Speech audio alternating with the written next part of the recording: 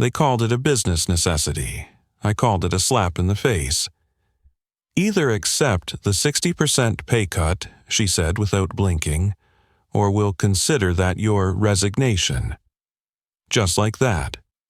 My name is Kevin Holt. I spent 11 years building systems they now depend on to function. From compliance frameworks to the very analytics dashboards the executive team checks each morning, I had my fingerprints on all of it. Not as a title chaser, not for applause. I just wanted to solve problems the right way, and now I was being offered the option to either gut my livelihood or walk away quietly. I remember sitting across from her, the HR director. Behind her, the blinds were tilted shut, casting lines of late-afternoon sun across the wall. She was not cruel, just hollow, practiced. She had clearly done this before. I asked her one question. Did I do something wrong? Her mouth opened slightly, then closed. She adjusted a paper on her clipboard. This is not about performance. Of course not. My performance reviews were consistently strong. I had even trained 2 of the new project managers who were now being touted as internal success stories. But none of that mattered anymore. It was about cost. They were restructuring. The phrase gets thrown around like office furniture during a move, makes a mess, but people pretend it is temporary. And in the name of restructuring, I was now considered too expensive for the role I created. Still, I did not argue, I did not threaten. I just nodded, thanked her for the clarification, and asked for the weekend to consider their offer. But the truth is, I already knew my answer. What I needed now was a moment of clarity, and maybe 15 minutes of quiet. I left the office early that day, drove home with the windows rolled halfway down, letting the warm air do its best to convince me this was not personal. But of course it was. It always is. At home, I sat down at my desk, opened a drawer I had not touched in months. Inside, a notebook. Spiral-bound, no branding, just ideas I had never pitched and contact names I had never needed to call. Until now. One of those names belonged to a man I had worked with briefly during a systems overhaul 5 years ago. We got along well, shared views on integrity, architecture, scalability. We stayed in touch occasionally, just enough that it was not awkward. He had left his company 2 years back to join a startup that was now growing faster than anyone predicted. I stared at his name for a few seconds before dialing. "Kevin Holt," he answered. "Been a while." I told him what happened, not dramatically, just the facts. He listened, then asked one question that shifted everything. "How soon can you talk to our operations head?" I blinked. "I mean, officially," he added, "I know you are still employed, but if things are in motion, we might have something that fits, actually more than fits." I paused. "I am free tomorrow." That phone call was the beginning. But let me rewind, just slightly, because you need to understand how things got this far. The truth is, the signs were there. Quiet, but present. A few months back, they moved my team under a different director. Someone with very little technical background, but strong financial instincts. Meetings changed. Language changed. Words like optimization, cost efficiency, and streamlined workflows started replacing any actual talk about improvement. At first, I played along. I offered ways to consolidate software licenses. I identified redundancies in vendor contracts. I even helped document procedures that could be automated, assuming that freed us to do more meaningful work. But somewhere in that process, the conversation shifted from doing better to spending less. That was the first fracture. Then came the performance audit, not for productivity, but for pay. Every department lead was asked to justify salaries, not value, not impact, just numbers. They never said it aloud, but we all knew. The highest paid were on borrowed time. Still, I kept showing up, delivering, training, building. I figured that if I did my job well enough, I might survive the cut, maybe even influence the direction. But that is not how it works, is it? When you stop being seen as an asset and start being seen as a liability, there is no conversation, just a form to sign and a box to carry. Back to that phone call. The next morning, I joined a private video call with his team. 2 people, one from operations, the other from product strategy, both sharp, curious. They had a challenge scaling their compliance engine and were struggling with data normalization across global markets. After 30 minutes, the operations lead leaned forward and said, "Why are you not leading this already?" I laughed, then paused. I guess I was too expensive. They did not laugh. Instead, they asked what I would need to walk in and start fixing. No promises, no flattery. Just a genuine discussion about problems and what it would take to solve them.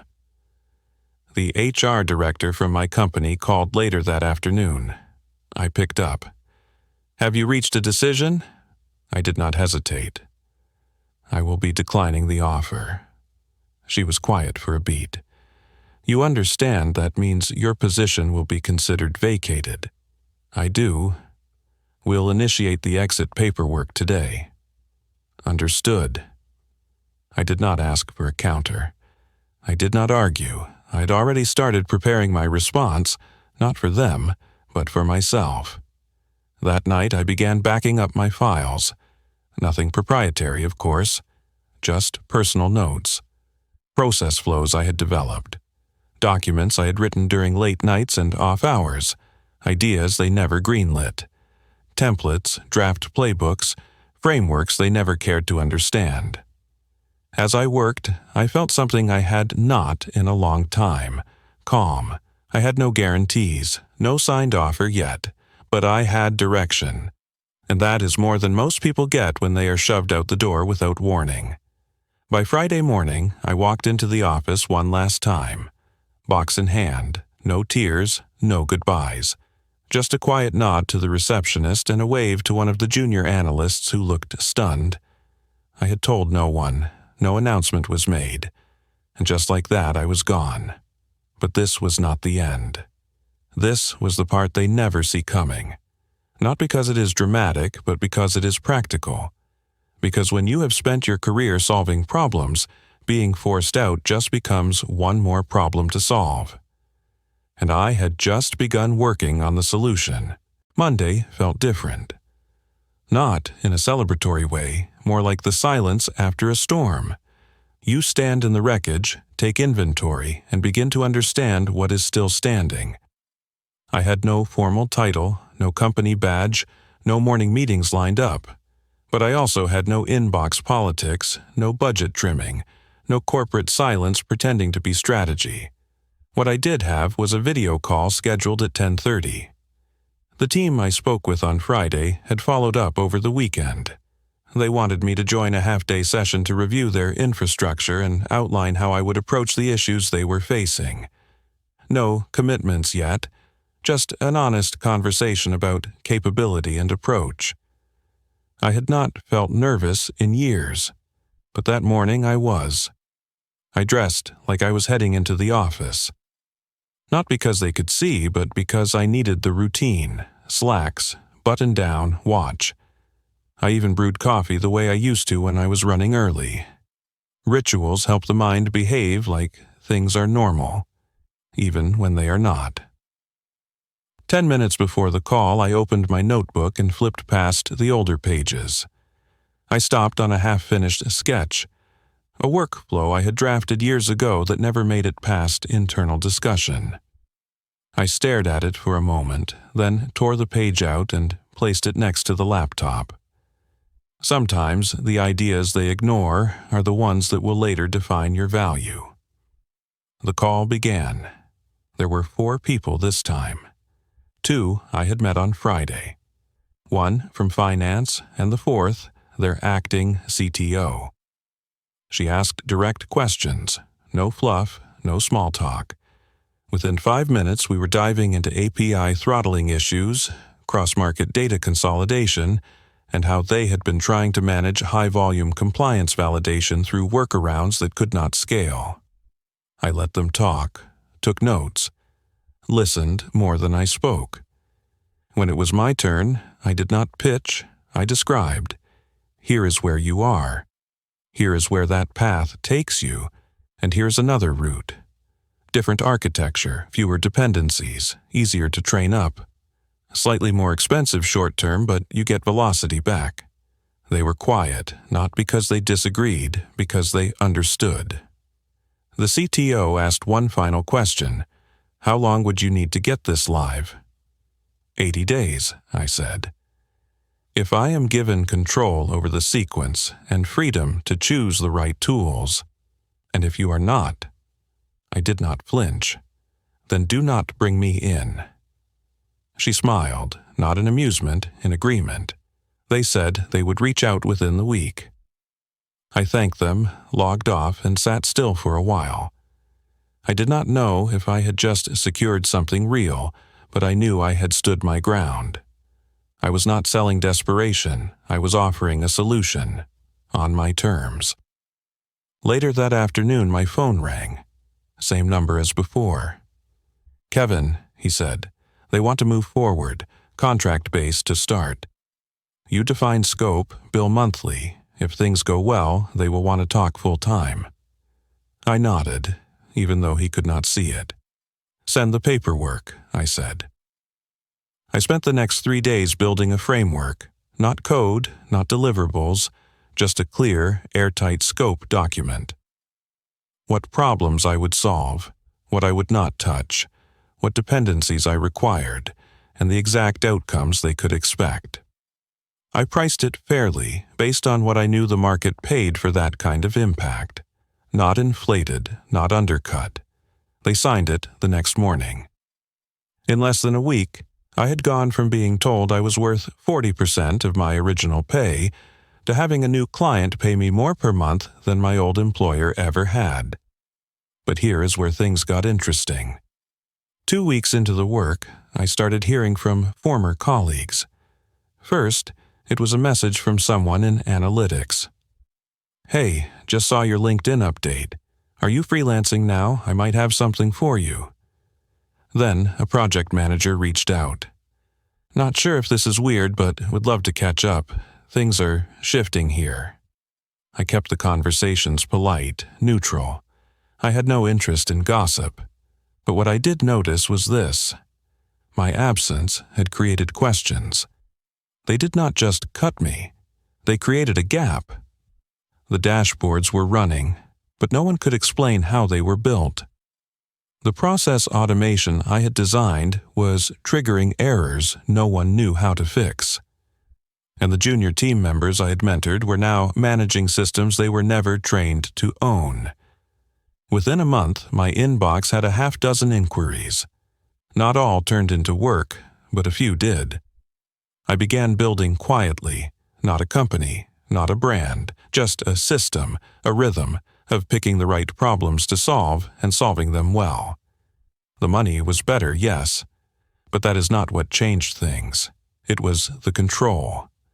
I could now say no to dysfunction, no to empty meetings, no to budget slashing disguised as leadership.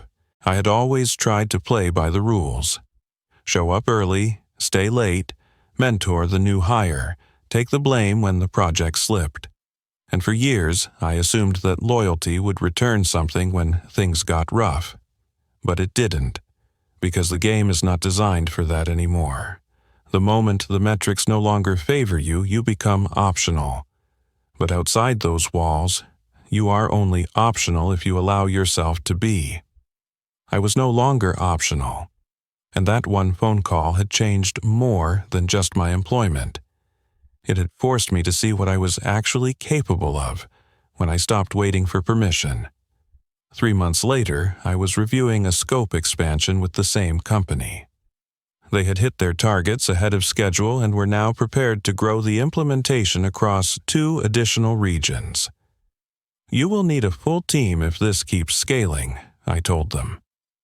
"We know," said the CTO. "You interested in building it?"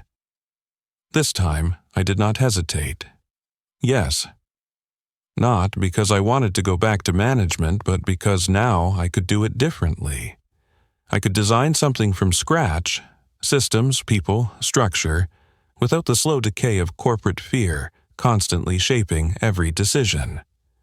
I brought on 2 people I trusted, one from my previous company, the other someone I had worked with years back. Both had been quietly underutilized for years. Both were skeptical at first, but once they saw what we were building, why it was different, they signed on. Not full-time, not salaried, partnered. And that is when I realized I was not rebuilding my career, I was building my independence. By the end of the first quarter, we had onboarded 7 people. Not contractors, not employees, partners in execution. Each of them chose to work with us. Not because we promised titles or perks, we did not even have an office, but because we offered clarity. Do the work, do it well, be compensated fairly, no politics, no ambiguity. I had kept my circle small, deliberately. I did not want scale for the sake of scale, I wanted leverage. If something broke, I needed to be able to look everyone in the eye and have a conversation, not submit a ticket to a help desk we outsourced 6 time zones away. What surprised me most was how natural it felt. Running this thing. Guiding, shaping, adjusting, but never micromanaging. I had spent so many years inside rigid corporate walls that I forgot what it meant to move freely, and once we got moving, things did not slow down. Referrals started coming in from unusual places. A compliance director from a fintech firm emailed me one morning, said they had seen my name in a trade group Slack thread. Someone mentioned you solved an issue they had been stuck on for months. Can we talk? The work grew. The visibility expanded. And then, about 5 months in, I received an email that made me stop mid-scroll. Subject line: Request for proposal. Internal systems restructure. It was from my former employer, the same one that cut my pay, offered me a take-it-or-leave-it deal, and walked me to the exit like I was disposable inventory.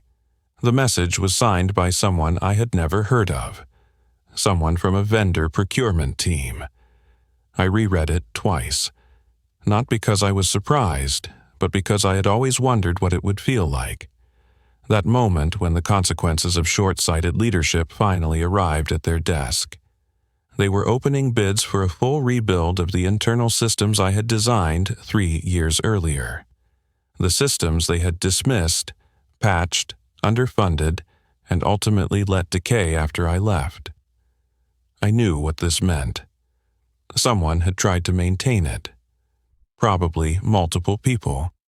Maybe even the very same person who was told they had to fill in after I was gone. But eventually, the layers of poor decisions, inconsistent patches, and siloed access caught up to them. And now they were bleeding time and money. I closed the email, did not respond. I had nothing to prove. But 2 days later, I received another message. This time from someone I had worked with in the past. An executive who had transferred departments just before I left. He had always been sharp. Tactical. The kind of person who did not speak often, but when he did, everyone listened. He asked if we could have a quick call. No pressure. I agreed. The call was professional, brief. He explained the situation. Their systems were costing them a fortune in downtime. The fixes were shallow, and the people who had once understood the architecture had either left or been reassigned. They were now losing competitive ground because decisions that should take a day were stuck in week-long loops. He said my name had come up more than once. I stayed quiet and let him finish. Then I asked, "What do you want from me?" He paused, then said, "We need the work done right. And frankly, we cannot afford another 6 months of dead ends." I gave him the only answer I could. I am open to talking, I said, but I do not work for companies that treat people like they are problems to solve. He said he understood. We hung up. I thought that would be the end of it. But the following week they sent over the full RFP packet. It was dense, over 90 pages, but buried in the technical jargon was something telling. They had mapped their new rebuild scope almost identically to the framework I had proposed 2 years earlier. The same one they rejected, the one I had sketched during a weekend and tried to walk through in a small meeting that got cut short because senior leadership had other priorities. Now they were asking for it, with interest. I discussed it with the team. It was not about revenge, not for me, and I made it clear. This was not about gloating, this was about standards. I could help them, but only if we controlled the terms. We would not chase invoices, we would not inherit blame for decisions we did not make, and we would not subject our people to the same treatment I had experienced. To my surprise, they agreed. We signed a 6-month contract, strict scope, weekly reporting, full transparency, and here is where things came full circle. 3 months into the engagement, I had to go on site for a review session. I walked into the same building I'd exited nearly a year earlier, same carpet, same lobby, same badge scanner. But everything felt smaller. The people I used to pass in the hallway barely made eye contact. Not out of disrespect, more like confusion. They did not expect to see me, not like this. I ran into one of the directors during the break. He looked at me, half smiled, and said, "Never thought you'd be back here." I smiled too. "Neither did I said. But I was not back, not really. I was just visiting. They had paid a price for their decisions, in downtime, in turnover, in lost trust.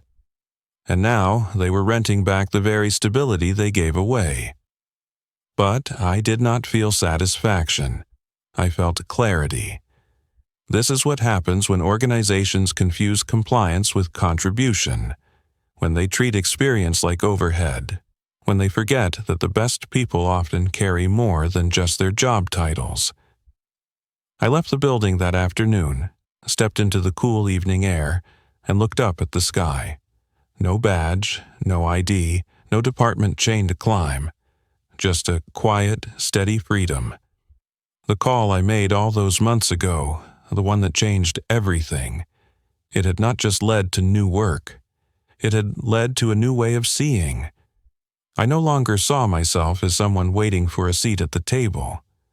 I had built my own, and the people sitting around it now, they were here because of respect, not obligation. We were not employees, we were professionals, practitioners, builders. We solved problems because we understood them, and no HR department could ever reduce that to a percentage again.